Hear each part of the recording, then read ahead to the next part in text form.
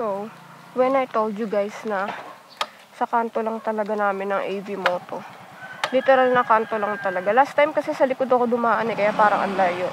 Nag-withdraw pa ako noon, diba? Dito na tayo dadaan. Para alam nyo, kantong-kanto lang talaga. So yun nga, papatono na uli natin ang ating front shocks dahil hindi na ako natutuwa sa laro. Papa stage 4 natin ngayon kasi last time, ang ginawa sa akin is stage 3 lang. Ngayon, ika-clarify ko sa kanila na I'm using 30 pang daily pagpasok sa work and pang long drive. So ito na nga, kanto tapos kanan. Ayan na, AV Moto. Ito na. Bilas, diba? Ayan, AV Moto.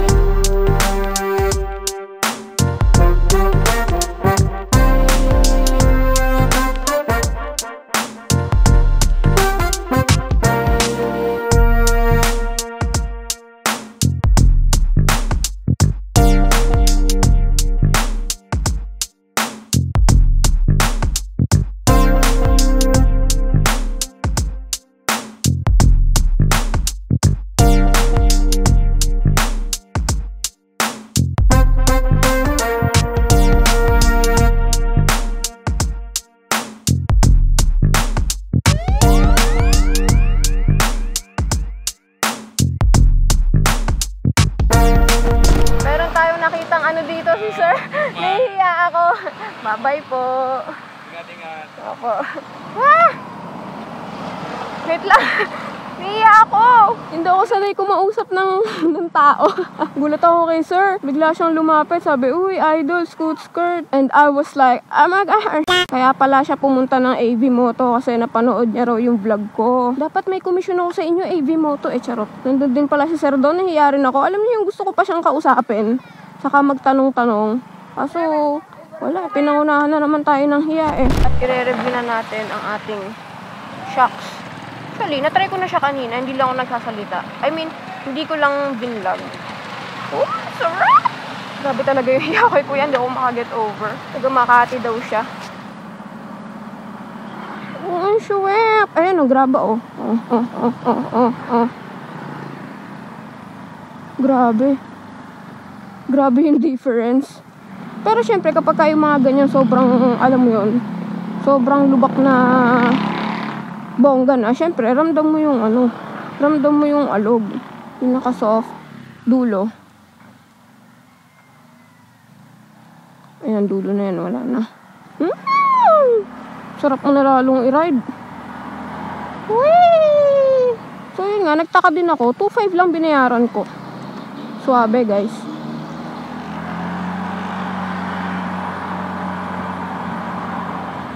Ang suwap! Ito na pala yung torsion controller natin guys. Okay pa. Safe naman siya sabi sa inyo Kasi nga sealed to.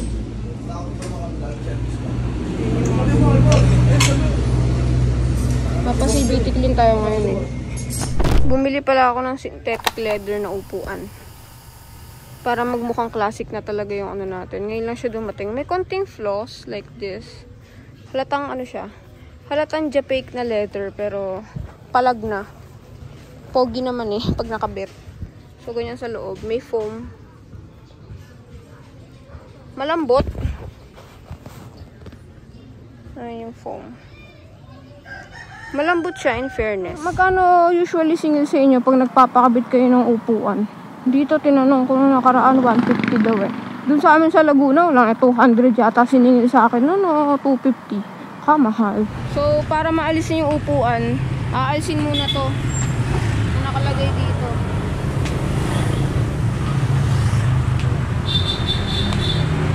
Papapatong ko lang sana kaso sabi ni kuya, makapal daw kasi to.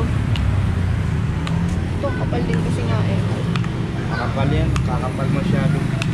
Pangit. So, nakabalot din pala siya ng plastic ko. Ito yung luma.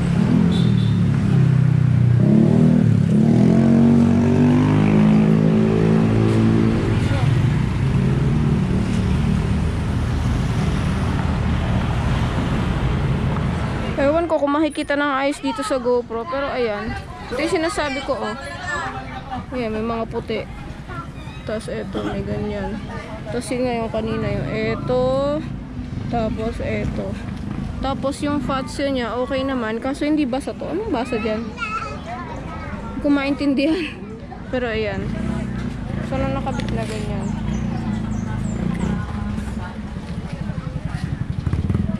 Ganda naman. So, meron pa tayong isang package na dumating from Rugrats Manila. Yan, shout out kay Sir Emir Del Rosario from GMA Cavite para dito. Oh shit. May pa-previous pa. Sheesh! Nalagagi, ang dami. Siyempre may ano dilaw, black and yellow. Grabe. Uy, ang dami. Yan, tapos ito. Tapos ito. Holy crap! Sa una niyang madidikitan ay itong ano ko, lagayan ng switch pag naglalaro. Yan.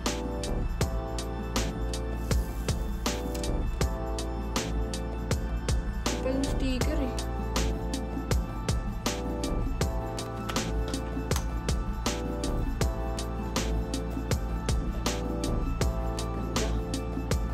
Quality pala nitong isa is ano, matte na may glitter. Pinikit ko na yung isa dito. Okay. So again, thank you Rugrats Manila, especially to Sir Emir Del Rosario for this. Talagang sobrang na-appreciate ko, grabe. Papadala na ito lang, scoot skirt lang, yung like this one. Pero kahit yung nalagyan, ang ganda eh, oh. Tapos may kasama pa palang mga ganyan. Saka ito.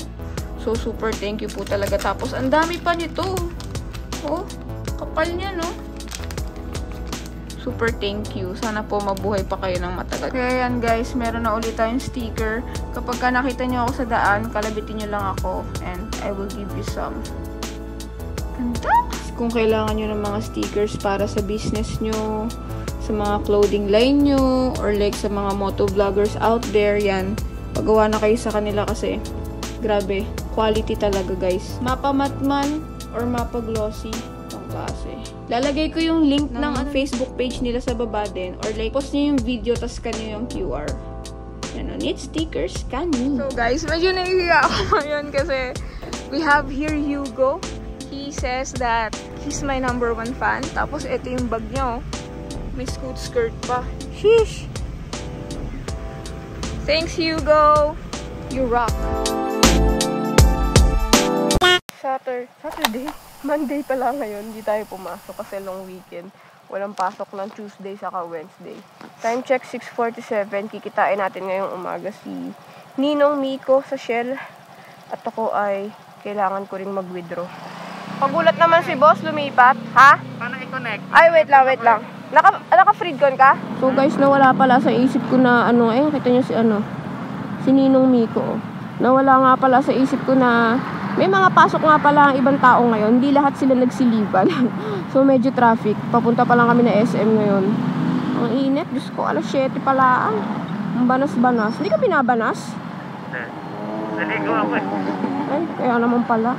Hindi na ako naligo. Pag uwi na ako maliligo. Sa tingin mo, may ilang metro ang layo natin ngayon? 300 meters. Hindi nga, 300 meters yan. Parehas pala kami naka-freedcon ngayon, pero ang linaw pa rin. Rinig ko pa rin siya loud and clear.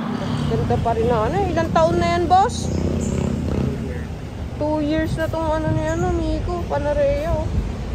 Okay pa rin. Nilinis daw niya for me kasi nakakaya. Alam mo namang kilis yan. Sheesh! napa-all-ins na rin si boss. Sheesh! Kabila na lang. Saan tayo? Dito, sa kaliwa. Ang init talaga. Tara mo, ang kulimlim pero ang banas. CCTV yan. Ayoko ng mga gantong ano. Ang tawag dyan, ganyang hams, yung putol. Ang tawag ko dyan, cliff. Kasi parang may cliff. Pasok na ba? Pasok na ba? Ayan guys. South Moto Care.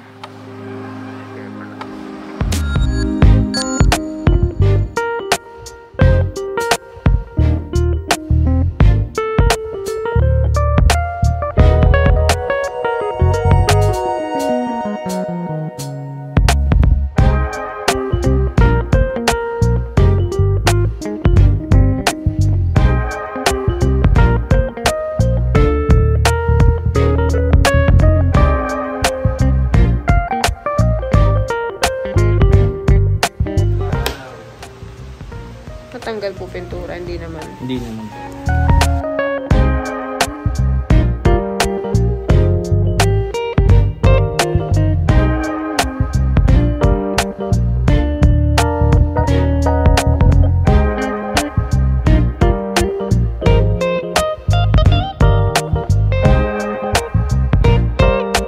Bait talaga ni Sir Hernan. Dinamay na rin tong taillight ni Nico.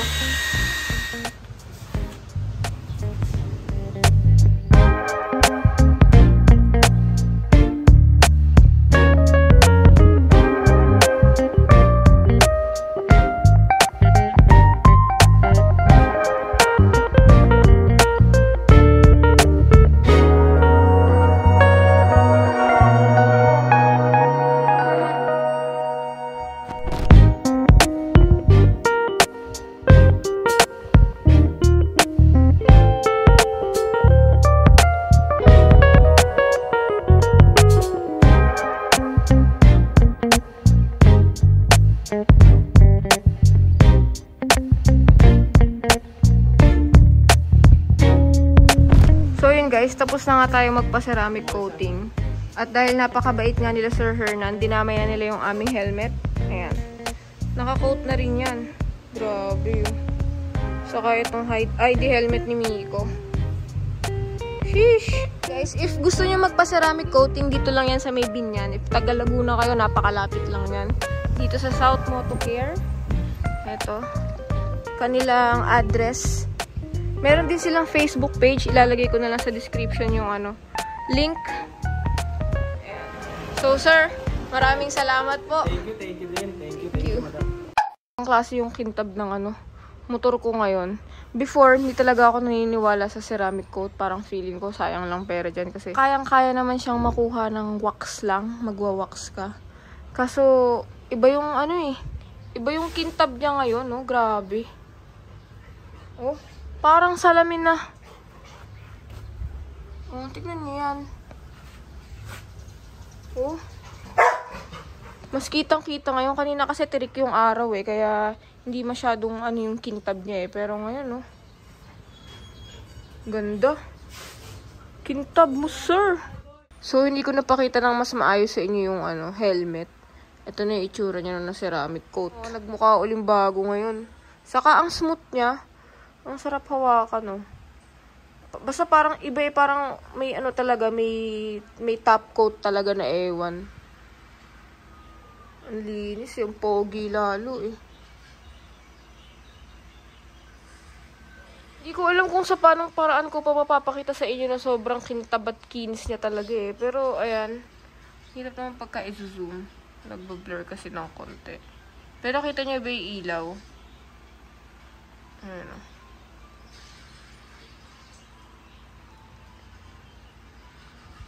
Basta solid. Tignan niyo paano matulog pusa ko. Ibsan! Tapos, may bago rin tayong dating from Shopee. So, hindi ko alam kung tong product na to is matagal nang nasa Shopee. Matagal nang nakastock to doon. At ngayon lang na-discover ng Fatso community. Pero grabe, bakit ngayon lang? Kasi matagal na tong kailangan ng mga Fatso owner. Yan tuloy, nauwi tayo sa mud flap. Na napakahirap ikabit. Ganyan na itsura niya. Matte ang napili ko. Dalawa kasing variation to eh. Isa mukhang carbon, tapos isa tong matte black. So, maano yung plastic? Matigas siya. Ang ganda ng quality. Tapos, ang mura ko pang nakuha to, nasa 296. Ang SRP nito is, show ko na lang sa screen, nalimutan ko kasi, tapos nakuha ko lang siya ng 296 kasi binili ko siya ng 44. Yun. Saka itong dalawang to, ito and this one.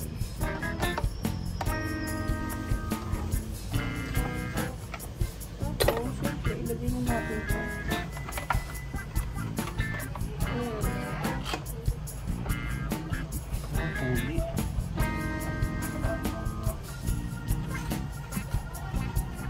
Sasakto siya dito, oh.